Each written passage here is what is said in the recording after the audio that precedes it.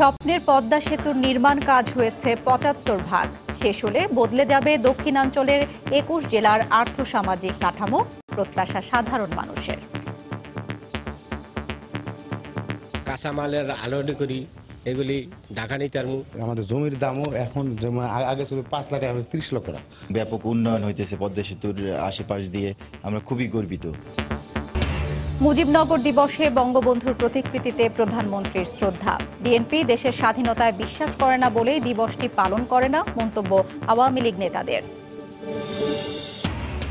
Gas সংযোগের ৯২ কোটি টাকা সরকারি তহবিলে জমা দেয়নি তিতাস। বিদ্যুৎ ও জ্বালানি মন্ত্রণালয়ে দুদকের রিপোর্ট, ছাড় না দেওয়ার হুঁশিয়ারি প্রতিমন্ত্রীর। নুসরাত হত্যার আরেক আসামি শরীফ গ্রেফতার। কামরুন্নাহার মনি ৫ দিনের রিমান্ডে। ফেনীতে পুলিশ সদর দফতরের কর্মকর্তারা আজও মানববন্ধন। এবছরের মধ্যেই কেবলের মাধ্যমে টেলিভিশন সম্প্রচার ব্যবস্থা ডিজিটাল করা হবে, তথ্যমন্ত্রীর সঙ্গে বৈঠকে জানালো কোয়াব। এবং গ্রীষ্ম আসতে না আসতেই প্রচণ্ড খরতাপ, শ্রমজীবীদের ভোগান্তি চরমে। বেড়েছে গরমজনিত রোগ, প্রতিকারে বেশি করে বিশুদ্ধ পানি পানের পরামর্শ।